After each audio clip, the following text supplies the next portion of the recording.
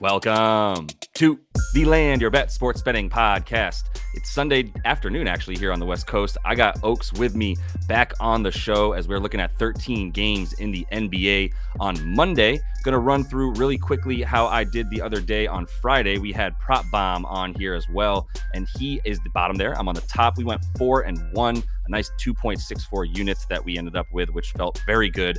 I apologize once again for trying to bet on Julius Randle. That's my fault. I played like a bum. We'll just call it that. It was a mistake in the game, but we move on. Like he was close to that. He just stopped. But more importantly, that does mean that we stay up units here, my man. So 4-1, 2.64 on Friday, like I said, for the season, just on these picks, by the way, not the Coast to Coast podcast that I'm also on, but just the Land Your Bet stuff. We're 32-22. We got 6.13 units made. We haven't bet sides or totals in a bit, but we've got a few of those on the show. So Oaks, my man, let me get to your first bet and ask you how you're doing before we get into it. Yeah, I mean, listen, when I was talking with Josh, I was like, yo, the number one thing I got to talk about is this mini revenge narrative that Milwaukee's got going on against the Bulls. Milwaukee hates being called the second city. They hate being second fiddle to Chicago. Their basketball team is much better than the Bulls. We still somehow sell out the arena every fucking game at the United Center.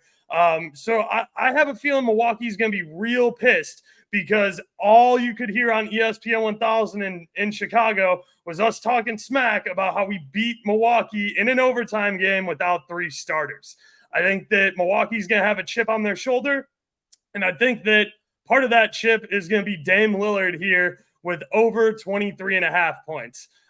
He doesn't have the greatest history against Chicago, but it's a very small sample size. He's dropped 40 on us before, and I think that, I know that he's not shooting like that up in Milwaukee, but I think that if he wants to, he can do it, especially without Zach LaVine, Caruso.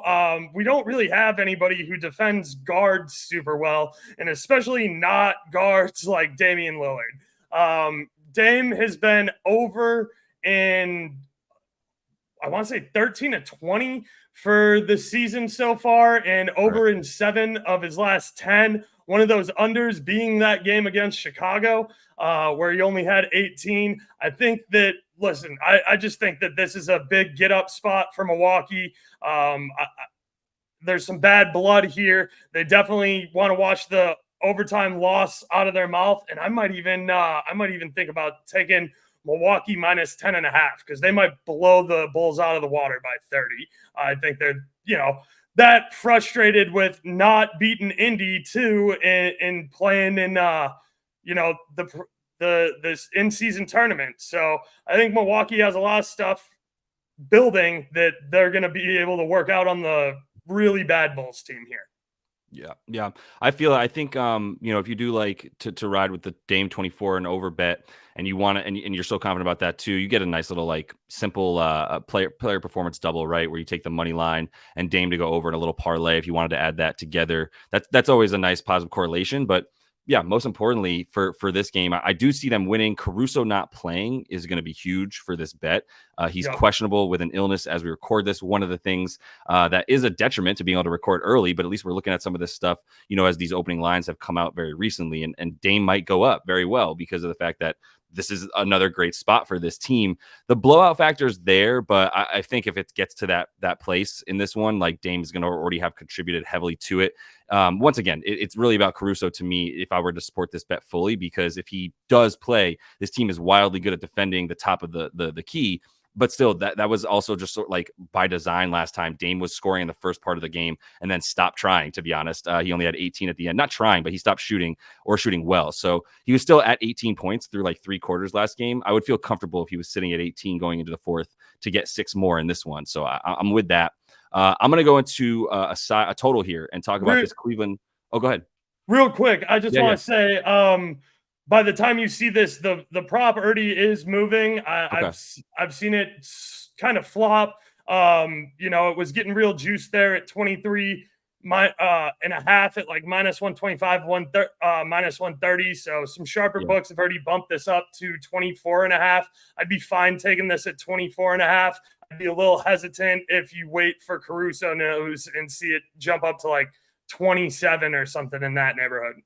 Right. So yeah, there is a little bit of hope that he doesn't play, but to your point, like it's going up for a reason for Dame in this one, and I would not bet on him. Like the chip on the shoulder stuff for Dame is always there when he just played really poorly against a team, and I wouldn't be able to see him doing it twice in a row.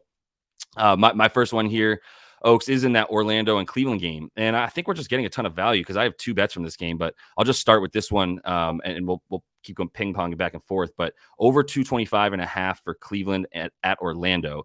And this is just like a textbook situation for an over. You look at the splits for these two teams, and that's an easy place to start. Like I liked an over when these two teams played in Cleveland, where the splits are actually against the over. And now we're back in Orlando with the same total at 225.5. I like it even more. So 113 points per game on the road versus Cleveland. That's 4 more than they score at home. They allow about the same, about 110 at home, right? And then and on the road, playing about the same pace. Orlando is the massive difference and disparity. The 121 points per game at home for the Magic versus 106 on the road, and they give up about 3 more points per game on the road. But like their defense against Cleveland should be good. I do like them at -2.5 if you get it. It's up to about -3.5 in a lot of places, which I still like anything under 5 for this team. To be honest, if you wanted to take Orlando at home, like I said, they've been winning by an average of about 15 points per game in that building, and that includes the whooping of a few really good teams in there like Boston. So the way that Cleveland's been playing down low defensively is also just a huge reason for Cleveland for liking Orlando and the over in this one. Right, like in the last 2 games that these two teams have faced each other, Orlando has absolutely dominated the paint, scoring combined 128 points in the paint over their last 2, and only allowing like 88 in that 86 in that time frame. So they're destroying them in down low. And Jared Allen and Evan Mobley have played in all of those games that I just mentioned. So it's a lot of Goga Batadze and then Franz and Paolo really just shooting all their shots down low. They lost last game and only scored 111 points on 2 of 23 shooting from deep in Cleveland. And they still had 37 free throws, but that was the exact reason for the game, right? Like Cleveland outscored them by 21 from the 3-point line. They outscored Cleveland by 10 from the free throw line. And so that was the 10-point difference right there, right? Like it was basically that was the tell of the tape. I can't possibly see Orlando shooting 2 for 22 or 23 once again. And I still can see them getting to the free throw line 30 times, add like 8 more points, 10 more points, whatever from the 3 and the free throw line. I think this one should be good for over 225. And I would hit Orlando -2.5, 3.5, all the way up to 5. Yeah, I mean, you're obviously always going to shoot better in your building. You're familiar with the rims, you're familiar with the backdrop, and part of shooting is familiarity. That's why we see guys on neutral floors struggle to make their first couple of shots. That's why, especially in college basketball, when there's these big neutral floor games, I tend to take the under in a lot of those because it's tough shooting on new rims with a new backdrop. The other thing I wanted to ask you real quick is Wendell Carter still banged up? Is he? Yeah. Okay. Yep. Should still be Goga Batadze in there. Okay. Yeah. But again, I like Wendell. I like him at Orlando when he does play. Ex-Bulls big man that we apparently couldn't figure out how to use or keep healthy. So, it's just when we get into the Eastern Conference and I see stuff like that, it's just like needles under my fingernails that it bugs me. I feel you. One last thing in this game too, to your point, Markelle Fultz is out. Jalen Suggs is out, which I'll talk about in another bet here in a minute. That's a defensive-minded player. Both of those guys a bit better at defense. And then you get more Cole Anthony, which means more offense and less defense for the Magic. So I'll be talking about that with another bet. But I would play this up to honestly, I think this is 3, 4, 5 points off. I would play this up to 229.5. So let's run right into a bet that I love, man. I love fading Vooch. Honestly, let's get it. Yeah. So this sticks with the mini Milwaukee revenge narrative, and I think that they're going to give their starters some run as long as it doesn't get completely out of hand because Milwaukee's pissed off. And I know Vooch has had some strange success rebounding against Milwaukee. He's actually over in 4 out of 6 going back to 2022. But those games weren't super competitive. Listen, if they leave Vooch in to get some garbage time rebounds with Levine out and the amount of starters that we have banged up, I'd be honestly shocked And to me, that just means we don't care about Vooch, and that was a bad contract that we should have never picked up. So I love the under here, especially if Giannis is getting a bunch of run, especially if Bobby Portis, is he still up there? Yeah, he's still up good. in Milwaukee. Yeah, another good, yeah. ex-Bull who loves to absolutely shut down our bigs and play absolutely phenomenal defense because he's glad to be off the Bulls, but he didn't like his role at the Bulls, and we never really gave him enough time to develop, and now he's got a championship up in Milwaukee. So, listen, Vooch, he's to me, he's a little European soft. He's a big man. He doesn't come down with a lot of defensive boards, especially even with Patrick Williams out. If he gets more run, like I don't see Vooch coming down with a lot of boards here. He doesn't have that. I need to get this board.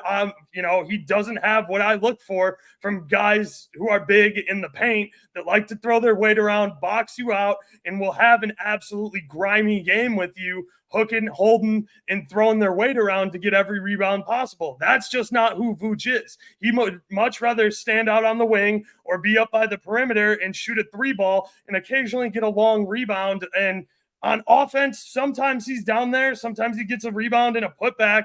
But, getting grimy rebounds just isn't Vooch's game. So I like him for under 10.5 here. And I really like the number at -105. I thought that we would see maybe 9.5, which is a much tighter line with a bigger plus number. Or, I just thought this line would be a little more around the -110, -115 splits that are traditional when props open up. I didn't think that he would be so juiced to the over in a game like this. Yeah, they started the line a little bit low, like you said, so that they could juice the under a bit more. Compared to what you might expect for a Vooch line. Like essentially he's had a ton of rebound chances. It's just he's also only gone over this when he's been playing against bad rebounding teams. And yeah, he had an over. He's gone over in like 4 of his last 6. I would also mention 2 of those didn't have either Brolo or Bobby Portis in them. So when Vooch is getting in on that second unit, then he was going up against, like, at one point, Joe Ingles was his opponent to help him to box him out. So, like, yeah, this is a different matchup than what he might be used to, especially with this team, like you said, coming in and just trying to dominate. You're not getting points in the paint. I do think, like, maybe this keeps getting bet over a little bit. And, like, if people want to hit it to 11.5, you could wait for that. But we're recording this mad early. And this is a nice bit of juice that you get for him to get one fewer. Because I would predict him right around that 10, honestly, is right around where I predicted. So it's not like you're getting that much leeway from some of the projections for how many rebounds he's going to get. But you're still in a good spot with one of the best rebounding teams who's limited. In by the way, in the past 10 games, Milwaukee's also upped their rebounding percentage and started limiting their opponent's rebounds to the tune of the top 10 and fewest, right, is where they're at. So I'm with that one. I'm not going to hit Vooch myself personally, but I fully see the, like, super betting logic behind it. But I am going to kind of go back to the game I was just talking about, because I really diligently looked at 2 games, because those were the ones that I really felt comfortable with knowing who is and who isn't playing. So sticking with this one, the Magic and the Cavs, I'm going over for Donnie Mitchell, who does not have a points prop up yet. But man, he loves playing the Magic, and Jalen Suggs is out once again. So that's a huge reason for this bet right now. In his last 3 against the Magic, he's averaging 37 a game. He's up to about a 32% usage in those 3 games. And Darius Garland has played in all of those games. Darius Garland in the last 3 versus that team versus the Magic has also had roughly 11 potential assists per game. So definitely taking on a bit more of the actual PG role has Darius Garland in recent weeks, as well as just against the Magic in general, which these 2 teams just played in Cleveland on the 6th of December. So that was just last Wednesday from when we're recording this on Sunday. And yeah, this is another opportunity for a guy who, okay, just let's put it this way. Before Jalen Suggs went out in the first 20 games or so for this team, they were the number 2 in terms of limiting shooting guards points per game. In the last 7, which has not included 3 or 4 Jalen Suggs appearances, they are down to giving up the 3rd most points per game to shooting guards. This dude is that good, man. Like, he is right now, at least all second team defense. Derek White might be all team first. We depend because I think you can just it's not by position anymore, right? You can just do whichever position you want at that point. Like you're going to get guards, forwards, and center. And so I think Jalen Suggs easily, especially as a shooting guard, like his absence in this game is going to be massive in terms of how Donnie's going to be able to score. I do think Donnie's going to be able to score from the perimeter a ton. They've started giving up more 3-pointers without Jalen Suggs. Markelle Fultz also out. Like we said, there's going to be a lot of Cole Anthony defending on the perimeter. So if this comes out at about 27.5, 28, like my guess is it either is 27.5 juiced way to the over, or it's right, or the inverse. It's up at 28.5, and the under is where you're like losing a lot of the steam there. So I would go ahead and feel like you can play this up to 30.5. If you want to play a little ladder, liable to he scored almost 35 in 2 of the last 3, including a 43-point banger. So yeah, there's the Donnie Mitchell likes playing against this team. Yeah, I mean, it's not hard to talk me into spider props if you think he's going to have a good game, especially with Jalen Suggs out. This is ripe for Donovan Mitchell to go off. Mm-hmm.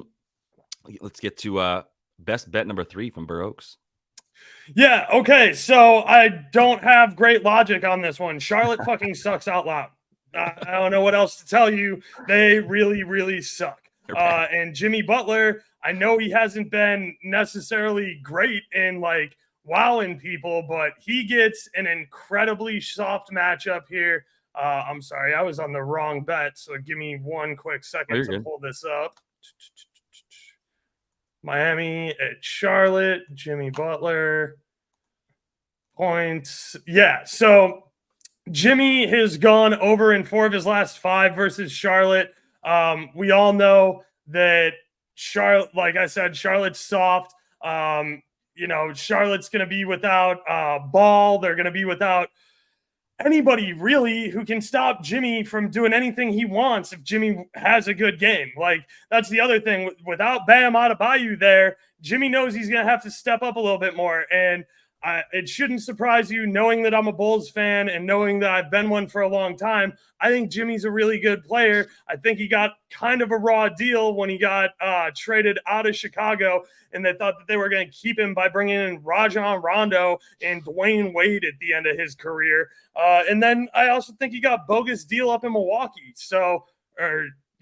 Not Milwaukee, Minnesota, when he got traded to Minnesota. Yeah. And I know he loves playing for Tibbs, but like that locker room was an absolute mess. I'm not a big Andrew Wiggins guy. And, just the baby softness of those guys up there didn't fit well. Now he's in Miami. Now he's got his own team, and he's under Pat Riley, who's no bullshit, and they know how to win games. This is a game that Miami should see an easy dub. You go and you get the easy wins. And Jimmy Butler to have 24.5, I love this spot for him. I think it's a really good spot. I believe they're at home as well, too. Or are they at Charlotte? 1 second. I apologize. No, I got them in Charlotte. Yep. Yeah, they're in Charlotte too. So yeah, you get on the road, you go out there, you get your 25, you come home with the dub. Pretty easy. I love the confidence. Yeah, he should. Bam's out. Did you say? I was looking at injuries. I have him. Yeah, I had him listed as out / day to day. Yeah, so we'll see. Like, I feel like they're very slow with these injury reports coming off of all this time. Like, it's hard to tell, right? We're still a little bit in that like in-season tournament. Everybody on the roster carries the questionable tag until they don't. Exactly. And we're in a place where like all these teams haven't played very much. So they're like with the in-season tournament. So there's like these wonky schedules. I don't know where guys are at from coming back with like rust versus rest, like which one is better.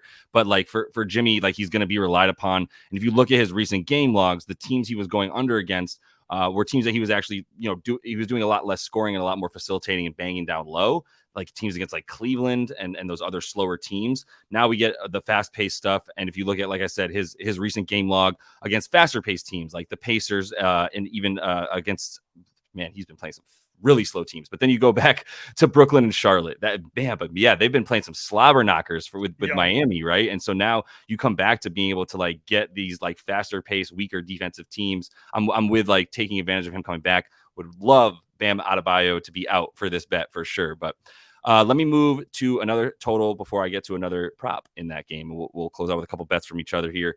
Denver at Atlanta. I've got a lean at the under, and I've got Denver -2.5. And this might go up. Denver, I'd play up to, once again, -4.5 or so. I'd keep it under 5, but that's where I'd keep them up as a favorite. The under, I mean, the only reason it's a lean is because I will say I already hit it at 239.5. It went up a point after it opened at 238.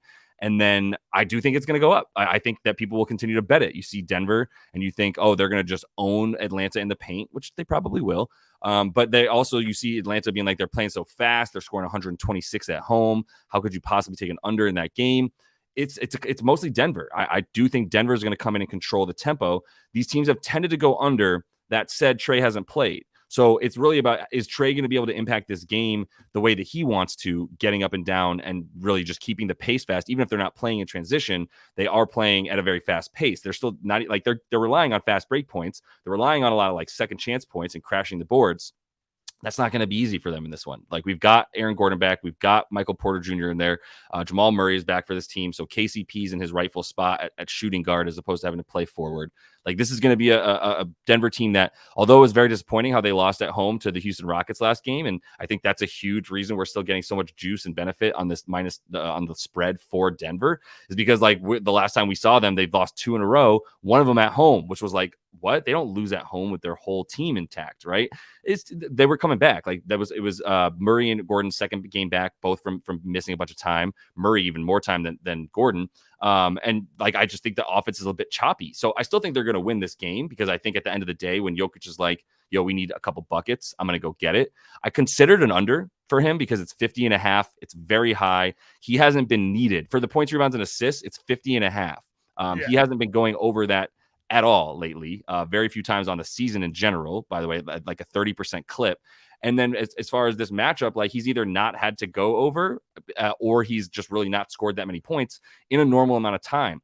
I don't fully know what to attribute that to, because Clint Capella is doing a decent job on him as far as one-on-one matchups go, but he's getting a ton of help. Like, John Collins was helping out a lot as well. And the lack of like another defensive presence down low, even Okongwu, like, fine, but I'm not there with the two of them being Jokic stoppers. So I'm not reading too deeply into it. I think in the past he's gone under his props mostly because of the fact that he didn't have to go over, to be honest. And they keep playing these games at a slow, choppy pace, because Denver knows, like, if they just keep this into the half court, they're so much better in the half court on both sides of the ball, that might as well just keep it that way. And that's how they want to play it, like the 96 pace, not the like 104 that Atlanta wants to play at. Denver knows that. I think that's heavily correlated to them keeping it slower and then winning this game.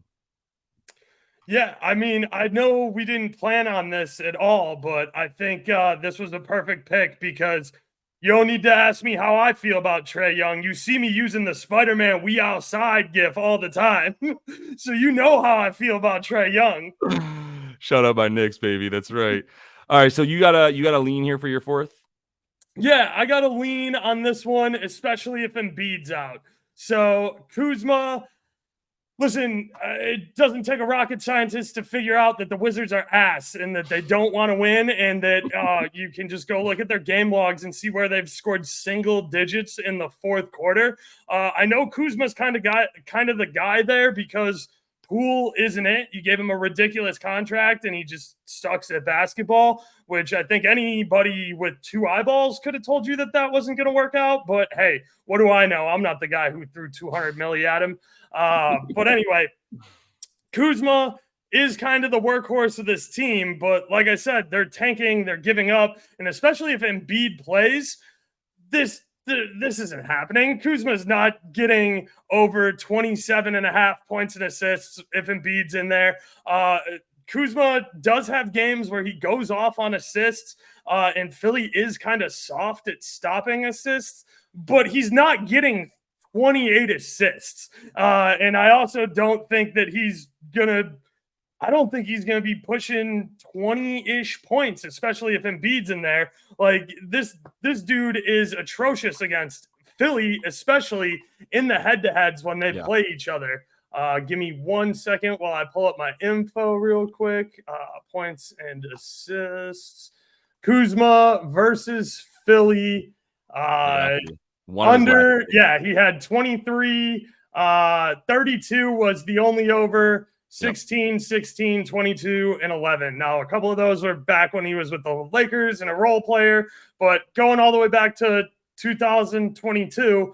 He's only gone over this once, and that was this year, back on 11-6. And I can't remember off the top of my head whether or not Embiid was in or out. But Embiid dropped 48 in that game. And for Kuz, he needed 20 shots to get that 20 points. Not too inefficient, but I do think there was like a lot more of the faster pace. It was the 76ers playing at like 102, 103 pace at the time. They've slowed that all the way down to like 98. It was almost a different team in Philly. I think it's different context that helps you out. Yeah, it's way different. Especially like when Maxey wants to turn it on and everybody goes fast with him, like they can really hoop then. But normally Philly likes to play a little bit slower. Get the ball to Embiid, let him work in the post. He'll either find a dime or he'll go to the rim and take it himself. But listen, I think Kuzma might even be in some foul trouble here in this game, especially if he gets, thrown on an island or rotates over and has to guard a guy like Embiid. Because, it's not a bad call to foul him and put him at the line. I know he's decent at his free throws, but I would much rather put him at the line than watch him go up at the rim on an uncontested shot and not take the foul there. So I just think this is a good fade spot for Kuzma. It has been historically, and we all know Washington's ass and they don't want to win this game anyway. So maybe he plays 3 quarters and they throw him on the bench. 100%. Yeah, I don't know why he would play garbage time, but it's hard to predict what this Washington Wizards team is going to do, other than it's going to get blown out pretty consistently against this fucking team too. I think Daniel Gafford is questionable, or he might even be out at this point. Things are still flying around. I actually can tell you right now, Daniel Gafford is going to be considered. Man, there's a lot of dudes on this injury report. Good Lord, he is questionable still. So who knows if he's going to play fully, but who knows if anybody's going to freaking play anymore in this league. Let's close it out with a bet that I am liking, man. And this is a frustrating dude.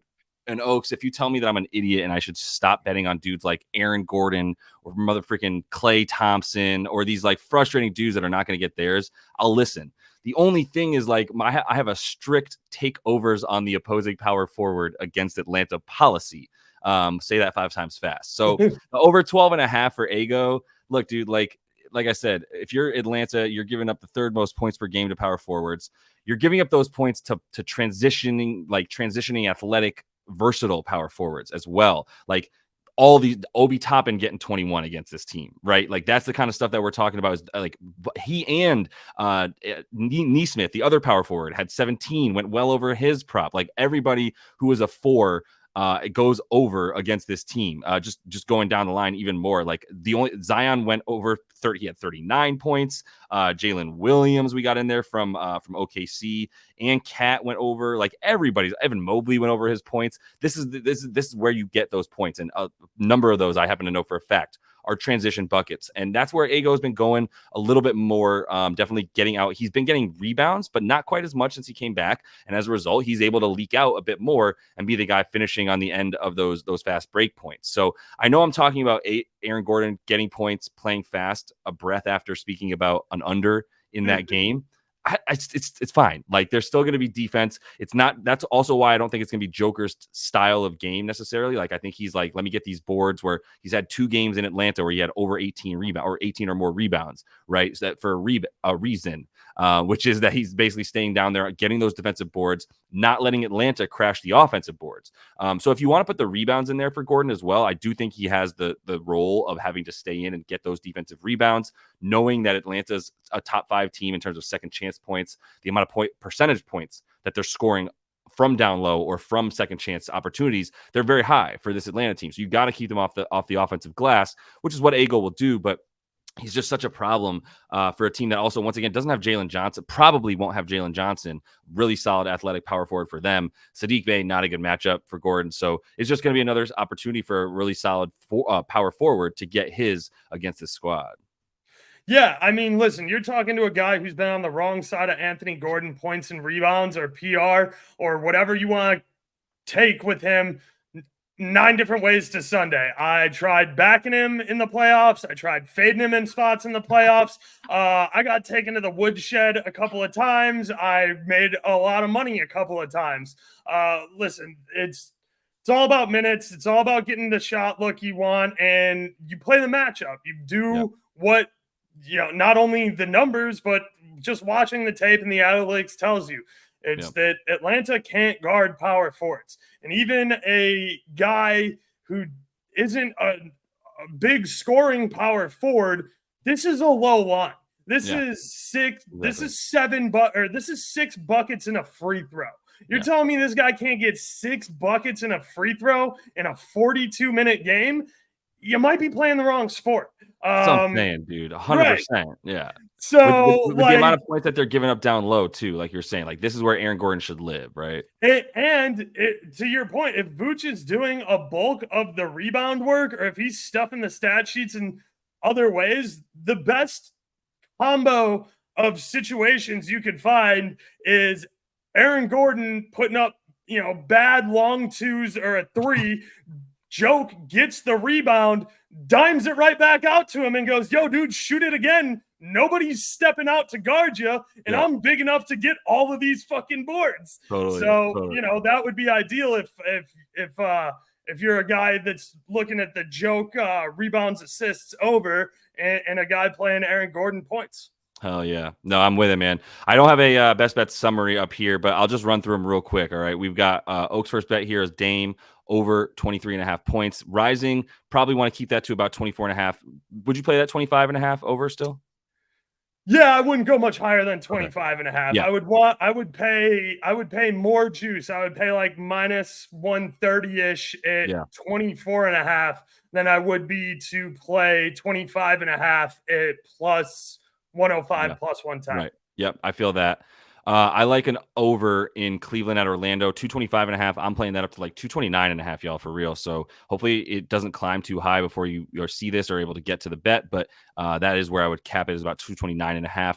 Vooch under 10.5 boards. We got that juice to the under, thinking maybe we can even get it at 11.5 at some point. You would obviously keep going, eat some juice and take under 11.5, I imagine. Yeah, I wouldn't want to get it below like minus 140 because to me that just becomes a parlay piece. It's really hard to stomach betting anything that's north of minus 135. I would prefer to take this under at a plus number if it starts creeping up that way. Cool. I would take this at like plus 105, plus 110, plus 115 before I switch to eating a minus 140, minus 135 on the 11.5. Good insight. Appreciate that. Donnie Mitchell, over 28.5. This is not open while we're recording this. I said I would play this up to 30.5 over, but I also like the idea of if it's at like 27, 28 as an open, little ladder with like a 30 and a 35, I think is very worth it for Donnie Mitchell in this matchup. Jimmy Buckets, I do agree with you there. 25 plus for our boy in what should be a really easy matchup. We'll see if he comes out firing right away. That's going to be a huge part of this, but it's just a cupcake matchup. So I support you there. I got an over. Oh, sorry, did you want to add to that? I almost so when I was looking at Jimmy, I was between points and him just to hit a 3 at minus 125. Charlotte also doesn't guard the 3 ball, and Jimmy all the time will just be standing there and be like, really? No one's gonna step out and guard me? Okay. Let's get some volume for him there. I love that. I'm gonna go under, but I am going to take Denver 2.5. I'll play this up to about 4.5, right? Is where I told everyone I'd like this bet. And then I like the lean of an under at 239.5, which if it stays there, hit it. If it goes up, hit it. In terms of the under, I get a little bit scared at like 236 is where I start to get a little bit nervous with that under, but I think it's still going to be worth it right around there. And then we have a lean on Kuz, but we do want to know if Embiid is playing in this one before we feel great about an under on his points and assists. I do like throwing the assists in there because he's just never looking to dime, never seen a shot he doesn't like. And I'm going with Aaron Gordon over 12.5 points for Ago in his matchup against the Hawks on an automatic power forward against Atlanta. Go ahead and hit an over kind of bet. And that is all the time that Oaks and I have for you today. Appreciate you coming on, my man. I know we're going to be getting back here. Can I actually get a little bonus best bet from you from a different sport? I know you're a Champions League and college basketball guy, and I believe you have some good stuff for us, right? You got a little bonus one for us?